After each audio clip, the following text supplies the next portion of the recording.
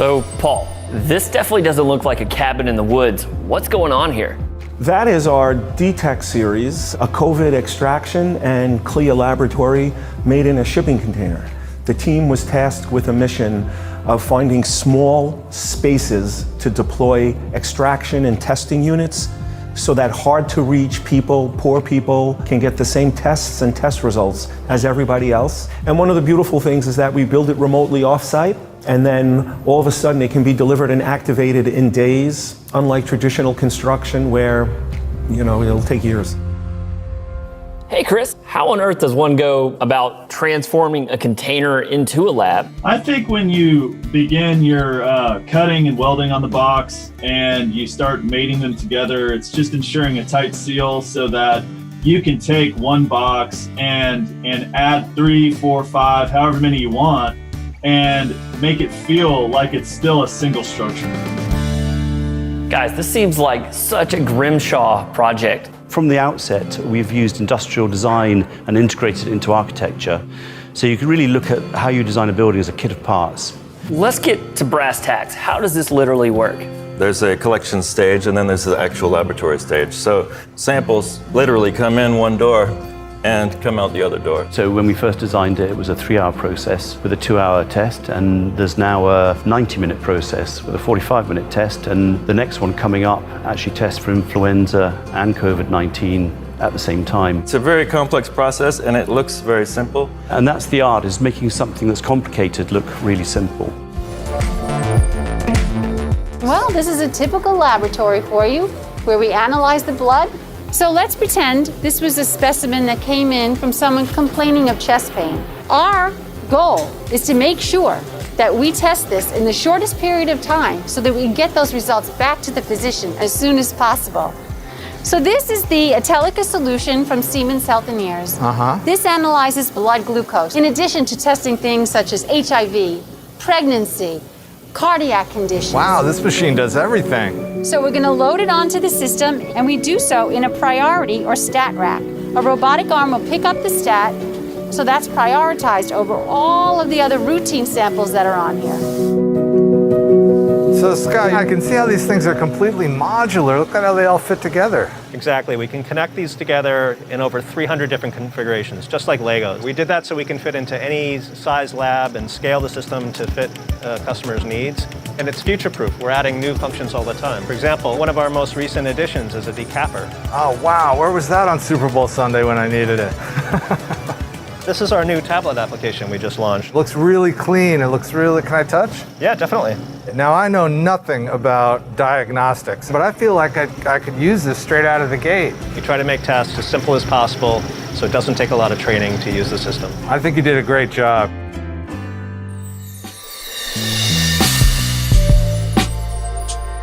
Sabrina, how many of the buildings out there your company owns and manages? I can't even count. We build them, we buy them.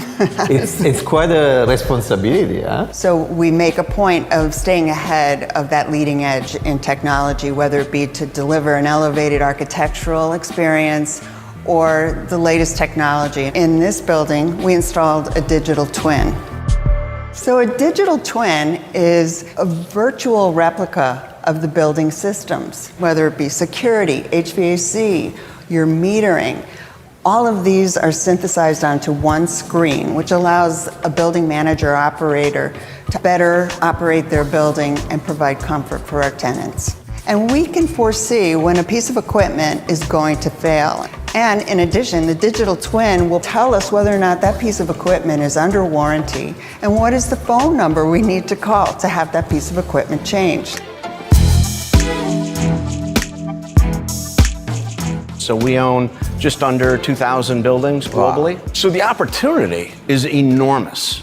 And if we get the technology right here where we can decrease energy consumption by 25 or 30%, then we'll be able to take that and deploy it to our other buildings.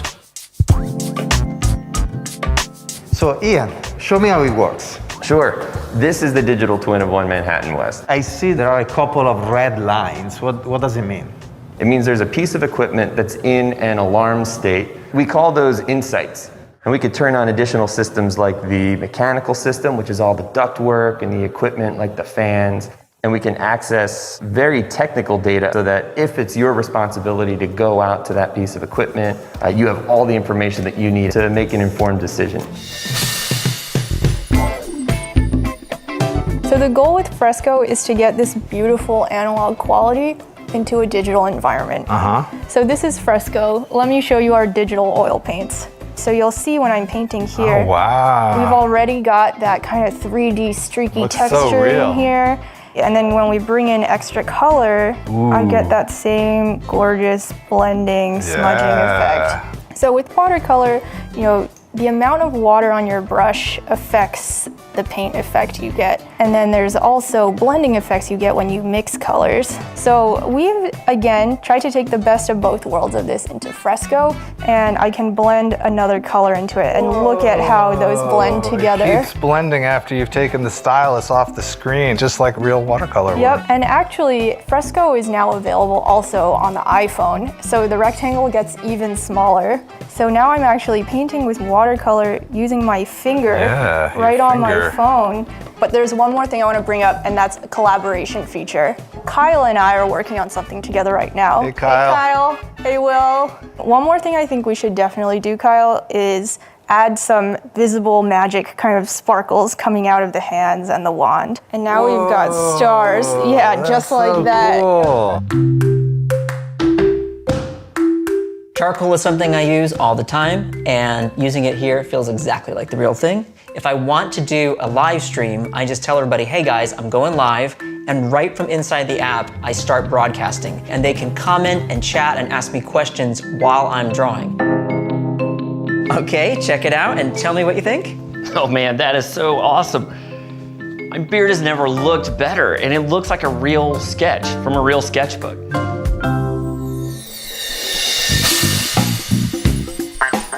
So, David, you are a compost guy, is that right? No, actually, I'm an architect and designer. We created a new building product that starts just with earth like this. Take, for example, corn. Take all the waste from growing corn and make a building product out of it. So this is some chopped up corn stover, and you can take this material, combine it with microscopic bits of mycelium, which is the root-like structure of mushrooms. Okay. And then in about 5 days, it grows into a solid object with no added energy. We've created a new kind of architectural brick.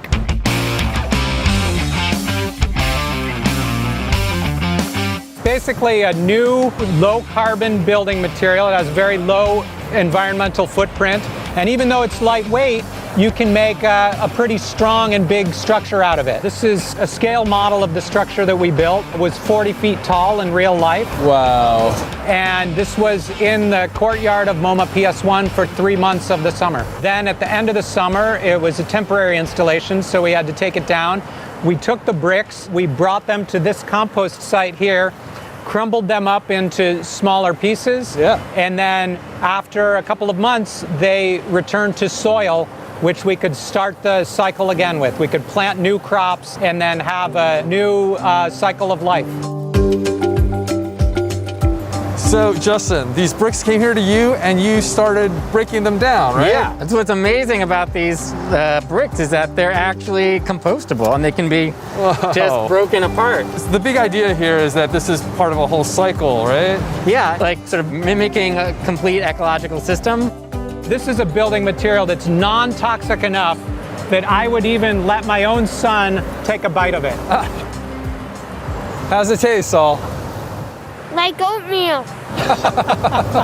We really need to find new techniques and new materials to go easier on the planet.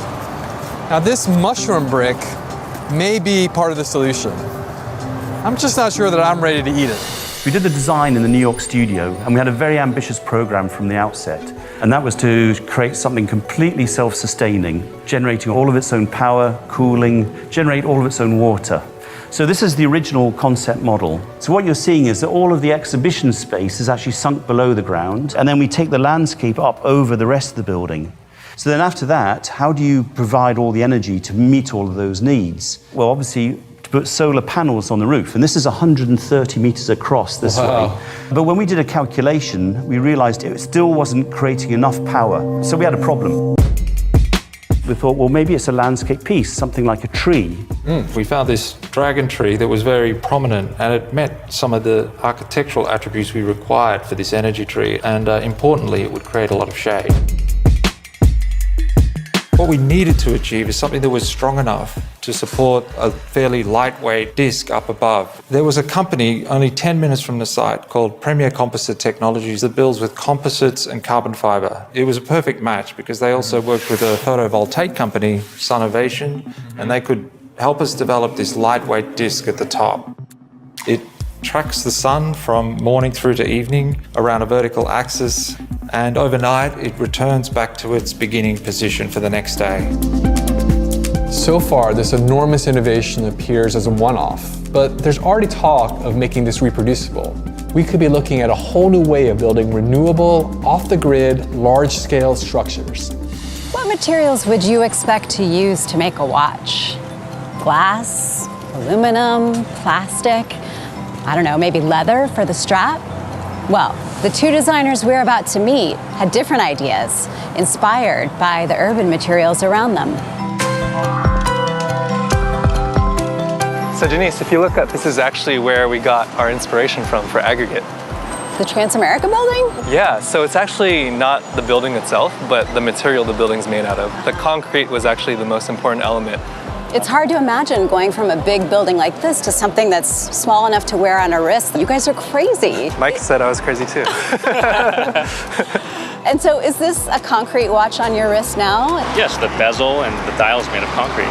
It seems like it would be really heavy to wear. You would think, right? But steel is actually more dense than concrete. So I think in everyone's mind when they hear concrete, it's like they're thinking building heavy. That was kind of the playfulness of it, is taking something large, the idea of it, and putting it into something small and elegant. We kind of like to think of it as architecture on the wrist. I love that. So is this regular concrete? Can I just buy this at my hardware store?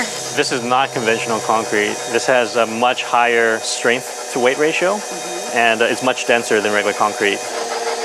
We're ready to go. This is really delicate work. Do you make all the watches like this? Well, we started this way because we had to learn, but now we have a team overseas. Here we have some of the CAD and the 3D files that we actually use to design the watch prototype. A lot of times when you're working with overseas factories, there's a lot of challenges in communication. Basically, we worked a lot of those kinks out, and that's how we ended up with these production models here. Can I try one of these on? Absolutely, please do. I love this one. This is the gravel gray, actually our most popular model. When we designed them initially, we really wanted the colors to be unisex. This is concrete, right? That is the concrete bezel, and because we knew that concrete is not like metal, it's gonna wear over time, and so we wanted to design a way so that you could replace the bezel.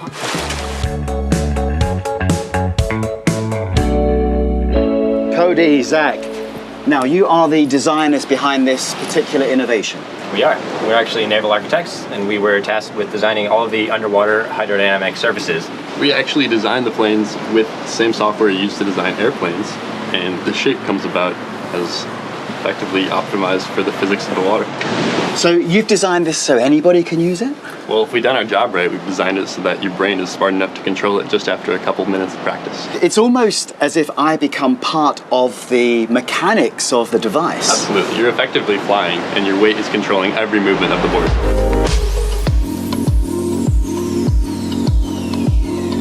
So David, you've got me in a wetsuit. But Paul, we've designed this so that anybody can use it. You just need a little bit of courage, and I'm very confident I'll get you up and flying. Okay, now we've got a very big battery in here that can power you for up to an hour and a half for about 18 miles of continuous flying. Wow. Yeah. And of course, we've got a hand controller that allows you to control the speed of the board. I see. So stop and go? Stop and go, cruise control like a car with these buttons. What we're going to do now, we're going to get in the water, pull this trigger, jump to our knees, front foot forward, stand up, and then, Paul, you're going to be flying.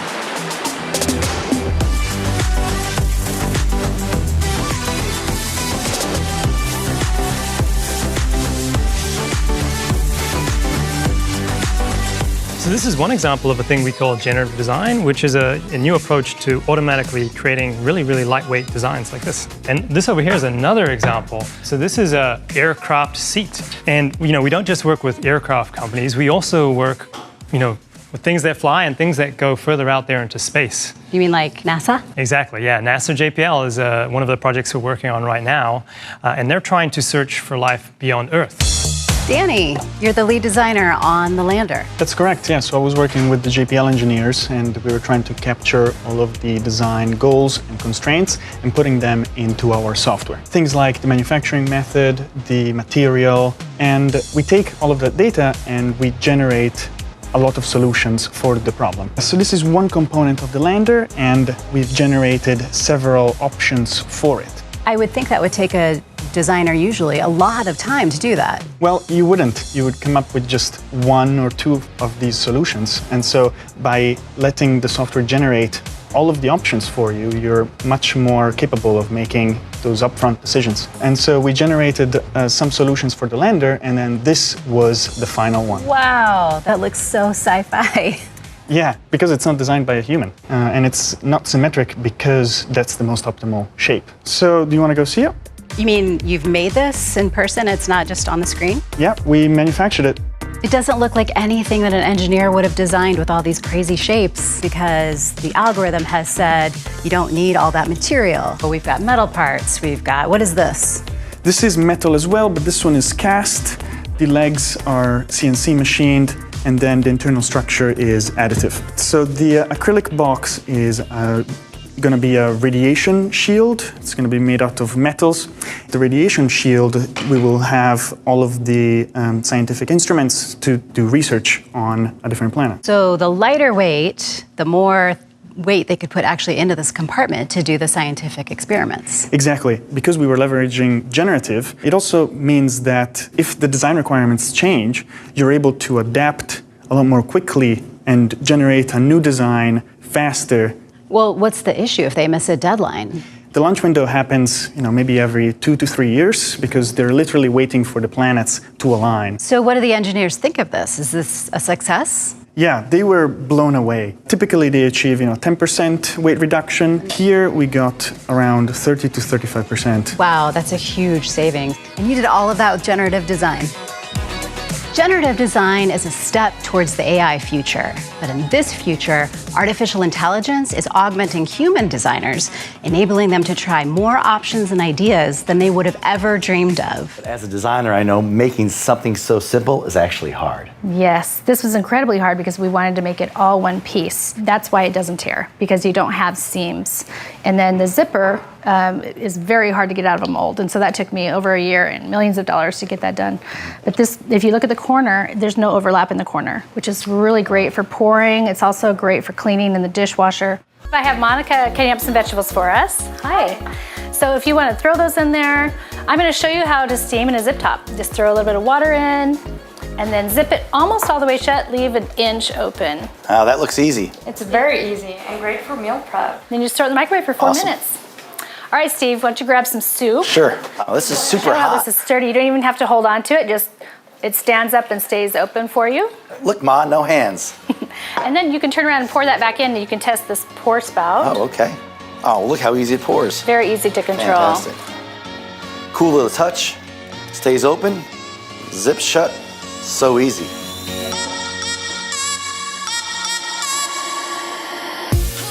Okay, guys, we're gonna take it to the next level. Next level? Yes, Steve, Go can you for get the fruit out of the freezer?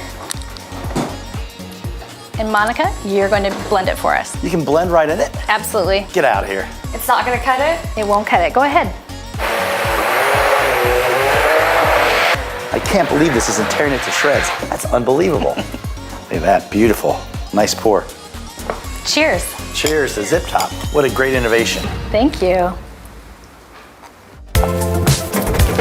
So this is how it arrives. And so right away, the design experience begins, I see. So you already have instructions, it looks like. Receiving it and getting it out of the box, we want to make sure was really simple all the way to the end point of once you're using it. So what is all this? Yeah, so this is what comes in the pit. This is actually a cover to use if it's raining or you have this in storage to make sure it's protected when you're not using the fire pit. And then this is the wood pack that Andrew just told you about that has the pellets in it. And the cone, so how does it work? Well, I'll show you. So you're just lighting the pack, just the corners? Yep. The best part is you know it's going to work every time. As soon as you have this lit. And it's supposed to last for 30 minutes? Yeah, I can come out at the end of the workday and have a 30-minute fire and just kind of unwind and relax without having to go through all the hassle of logs and kindling, splitting wood, finding wood if you don't have it. So as the pack burns away, the pellets are starting to fall out. The cone that we put the pack on, that's helping distribute the pellets so that the fire goes all around the inside of this engine. These houses are primarily made of plastic, petroleum-based products, and it didn't used to be that way. Before World War II, houses were made of natural materials, mostly wood, stone, but pretty much everything you see here on the exterior of the home is plastic. From a health perspective, these plastic products contain toxins that can be released into the homes of those that live in them, and it can make people sick. Yeah. It's almost like, and I don't mean this negatively, but it's almost like every house is kind of lying a little bit. It is. I'm made of wood, but in fact, it's petroleum. That's right. This is kind of the deconstruction of a conventional, current convention of building. When you look at this, from the outside it looks like wood, but it looks like it's plastic. Your vinyl siding that also kind of looks like wood, well, there we go, it's plastic again. Here's some OSB board, which is used as sheathing, filled with adhesives, plastic. Conventional studs sometimes have flame retardants in them. This is a newel post top. Used to be carved wood, now plastic. Plastic. We have paint. Yep. With pretty color. So yellow. Wouldn't be great to have a kitchen in yellow, made of plastic. And plastic. And then we have, plumbing. Yeah, sure. Plastic, vinyl. Yes. Even a towel rack these days, plastic. Yeah. This is a real favorite lately, luxury vinyl tile or luxury tile, plastic, not wood at all. And this is a brick made from hemp and lime and water, and it goes into being this great building material. Wow, look at that. That's a great insulation, and it's mold resistant. It moderates the humidity in a home, and actually it's a great acoustical insulation, so the home doesn't feel tinny, it doesn't feel hollow. It feels kind of soft and quiet.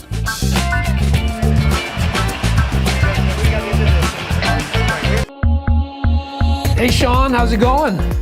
Gary, how are you? Super excited for you to get your sweat profile. I think the next step is for you to get hydrated. So if you open up the lid, you've got piercer right here, basically where your pod is going to go into, and then it's going to make Gatorade like you just find in your store. I imagine now, based on your sweat profile, there are a range of pods, and you kind of custom tailor and choose a pod based on what you've seen in your sweat profile.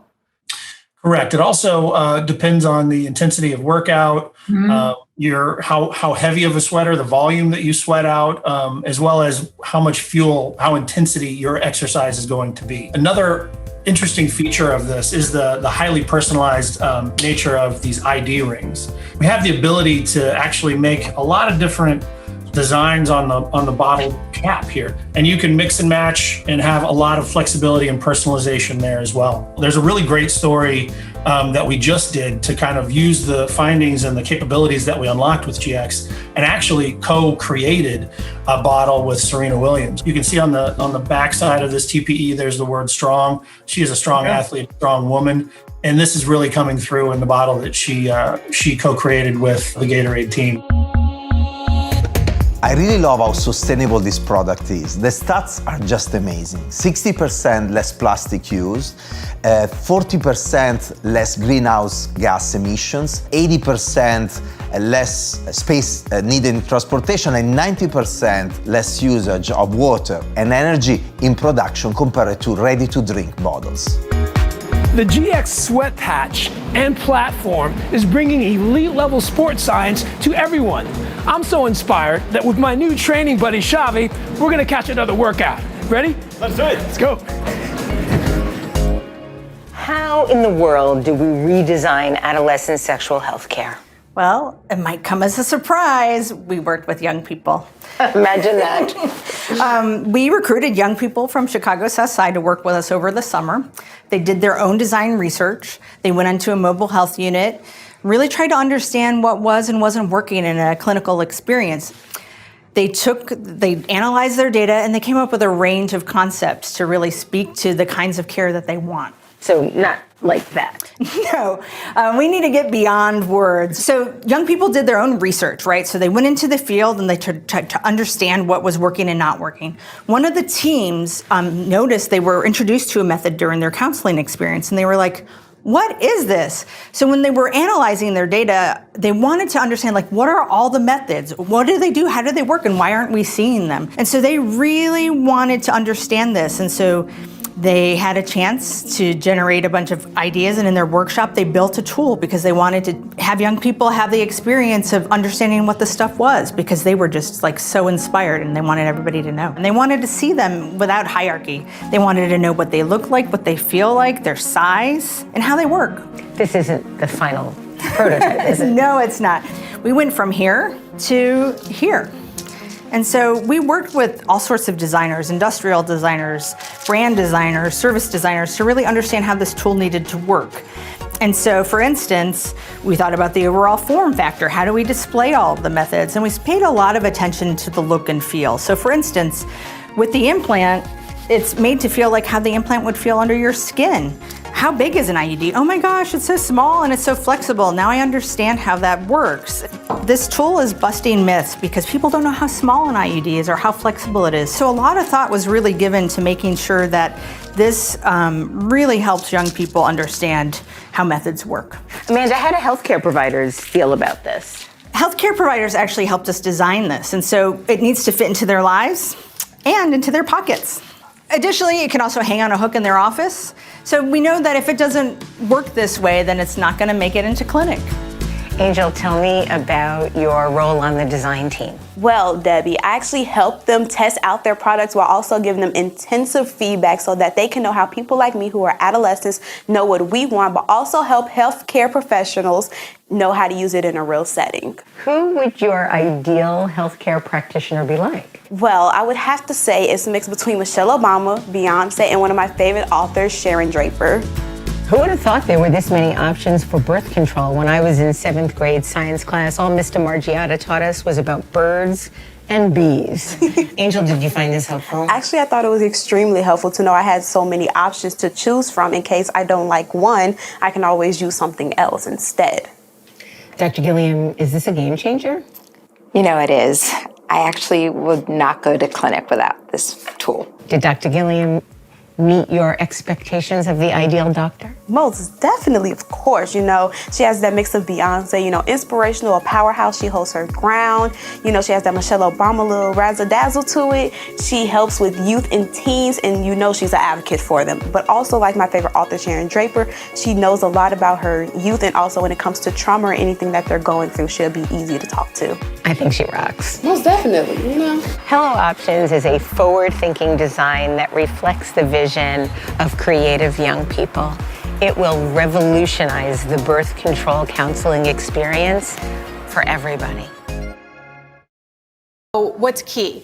Location, where is that event? What is the issue? What's happening? Do we need to send certain type of support? And so through Smart Transcription, we're going to emphasize key information. So location, this is key. So I know that this is where the location is and I need to get somebody out there to respond. Another word, injuries. This is critical. This is going to tell us that we need to get an ambulance there as soon as possible. Because every second counts. Yes. But some other value that we found for Smart Transcription is when you look at a call center and you think about the supervisor. At a glance, they're able to look at the transcript and they're able to really just even key in on the highlights. If this was lit up with a lot of red words, a lot of yellow words, at a glance, they're able to understand that that call taker may need some additional support. And Smart Transcription in real time, that's able to deliver these insights. What Motorola Solutions is doing here is improving critical communication. Improving process improves output, which helps the people who help us in moments that matter.